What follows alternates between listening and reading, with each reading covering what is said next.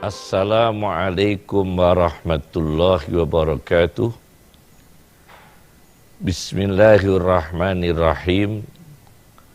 Hamdan lillah, salatan wassalaman ala sayyidina Muhammad ibn Abdillah Rasulillah wa ala alihi wa sahbihi wa man tabi'a hudah, amma ba'du. Pemirsa Cahaya Hati Antv yang diberkahi oleh Allah Subhanahu wa ta'ala. Pada kesempatan yang berkah ini, kami akan mengangkat satu tema pribadi yang baik dengan empati. Pertama-tama, kami sampaikan ada satu hadis diriwayatkan Imam Al-Bukhari dengan nomor hadis 2706.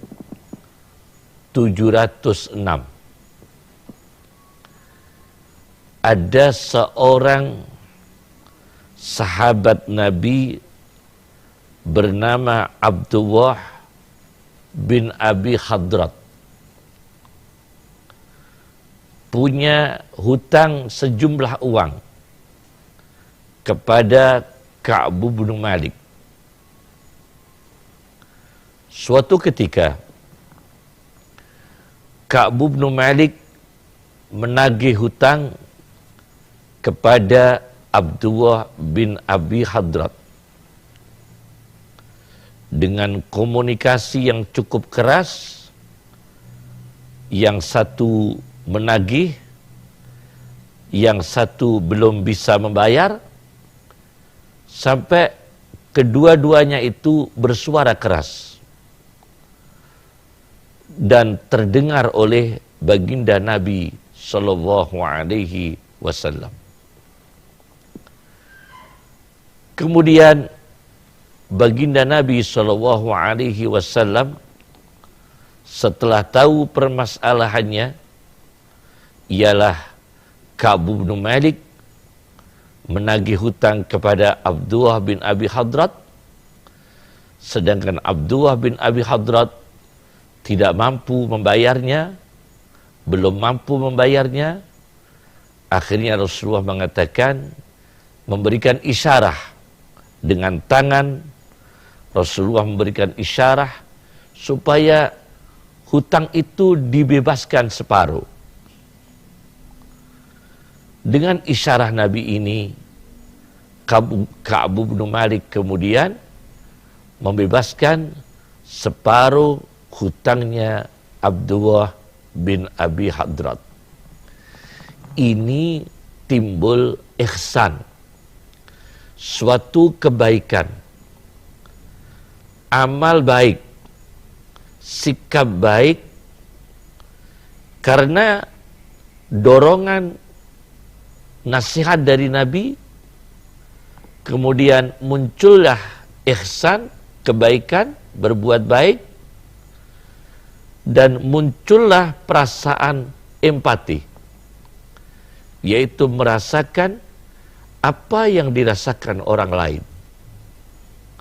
Itu namanya empati. Munculnya empati ini karena potensi ihsan, potensi berbuat baik dalam diri manusia. Allah Subhanahu wa ta'ala di dalam Al-Quran menyebut kata ihsan sebanyak 12 kali. Di antaranya di surat Ar-Rahman ayat 60, Allah Subhanahu wa ta'ala mengatakan, hal jazaa'ul ihsani illal ihsan. Tidak ada pembalasan ketika kita berbuat ihsan, berbuat baik kepada manusia, tidak ada pembalasan yang diberikan Allah kecuali kita diperlakukan baik oleh Allah. kita akan juga dijadikan baik, diberi nasib baik oleh Allah, diberikan bagian yang baik oleh Allah, diberikan ekonomi yang baik oleh Allah, diberikan kecukupan rezeki yang baik oleh Allah, jika kita berbuat ihsan, berbuat baik kepada sesama manusia. Dan ini juga muncul atau memunculkan empati, yaitu merasakan apa yang dirasakan orang lain. Hal jazaa'ul ihsani illal ihsan. Empati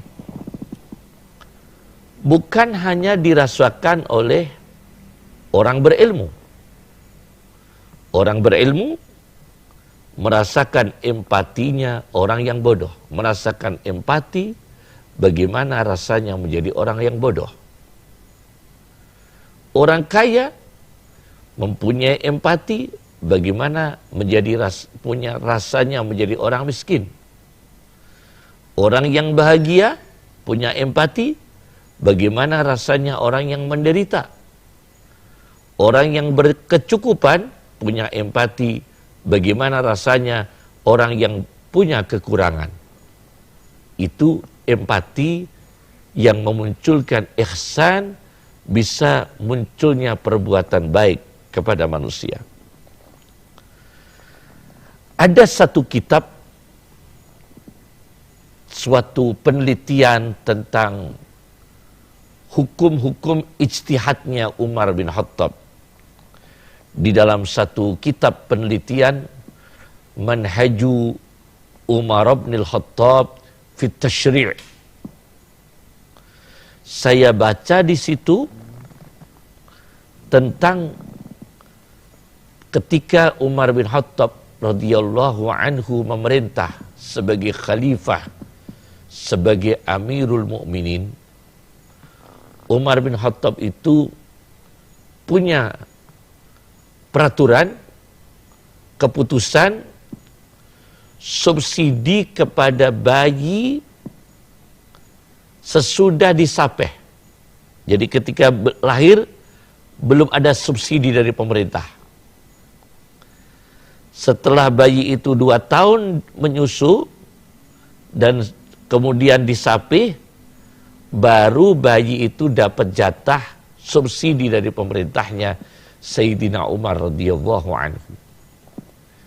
Tetapi suatu ketika diceritakan dalam kitab Manhaju Umar bin Khattab fit Tashri', ketika Umar bin Khattab sedang berjaga bersama Abdurrahman bin Auf di satu kampung, mendengar tangisan bayi.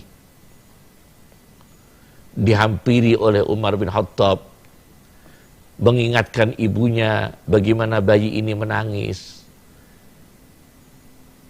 Kemudian ditinggal lagi oleh Umar, tidak lama kemudian terdengar lagi tangisannya. Dihampiri lagi oleh Umar bin Khattab, ibunya diingatkan bagaimana bayi ini bisa menangis. Sampai 3 kali. Akhirnya ibunya itu mengakui bahwa ibunya ini ingin cepat dapat subsidi dari Umar, tetapi bayi ini belum waktunya menyapih. Menyapih itu kan 2 tahun.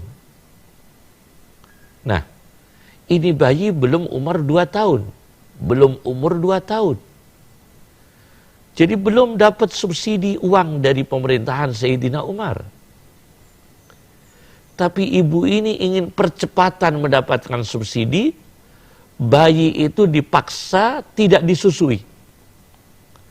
Dipaksa disapih. Untuk dilaporkan pada pemerintah kalau bayi ini telah disapih. Padahal belum waktunya disapih. Supaya apa? Segera percepatan disapih, supaya segera mendapatkan subsidi dari pemerintahan Umar bin Khattab.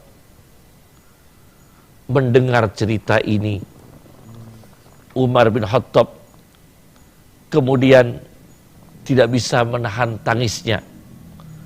Sampai beliau mengimami sholat subuh, terdengar ghalabatil buka, tekanan tangisan Umar bin Khattab karena mendengar rakyatnya sendiri ingin mempercepat menyapih bayinya sebelum umur 2 tahun supaya mendapatkan subsidi dari Umar bin Khattab. Akhirnya Umar bin Khattab mengeluarkan peraturan yang baru, mengumumkan fa inna nafridu likulli mauludin fil Islam. Mulai sekarang subsidi itu bukan setelah disapih 2 tahun, tetapi subsidi itu sejak lahir.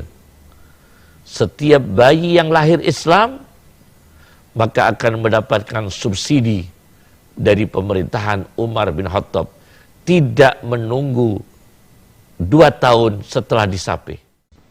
Ini Umar bin Khattab punya perasaan empati terhadap rakyatnya.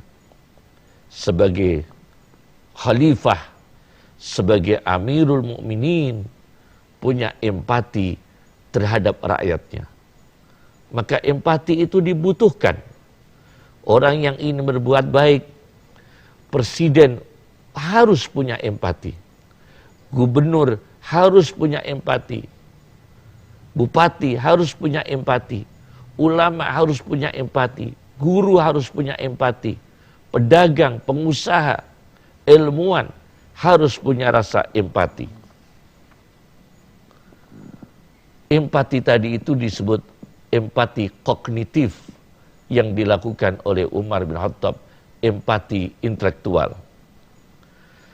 Saya baca lagi, empati terhadap binatang. Saya baca di dalam kitab Al-Khosaisul Kubra, karya Jalaluddin As-Suyuti, berjudul Al-Khosaisul Kubra. Kitab ini sekarang diberikan catatan kaki oleh ulama kontemporer yang sekarang insya Allah masih hidup dan semoga diberikan panjang umur yang barokah, yaitu Sayyid Nabil Al-Ghamri di kota suci Makkah. Di dalam kitab Al-Khosaisul Kubra diceritakan tentang empati terhadap hewan, binatang. Suatu ketika ada onta yang mogok, onta yang sulit diatur. Disebutkan abako. Abako itu dalam bahasa Jawa itu minggat. Maunya berot, maunya pergi, maunya lari, onta itu. Lalu Rasulullah SAW memanggil pemilik onta. Apa kata Rasulullah? Ahsin alafahu. Berikan makan yang baik. Onta ini berikan makan yang baik. Ahsin alafahu. Wala tashukka alihi fil amal. Jangan dibebani pekerjaan yang berat. Jangan dibebani pekerjaan yang berat, meskipun ini binatang. Bayangkan itu. Rasulullah menanamkan empati terhadap binatang. Tidak boleh membebani berat kepada binatang. Apalagi membebani berat terhadap manusia. Allah Subhanahu wa ta'ala sendiri mengatakan, la yukallifullahu nafsan illa wus'aha. Allah tidak memaksa manusia kecuali semampunya. Ini berarti Allah memberikan isyarat kepada manusia, terhadap manusia, supaya bisa merasakan apa yang dirasakan oleh manusia. Muncullah sifat empati. Bahkan saya baca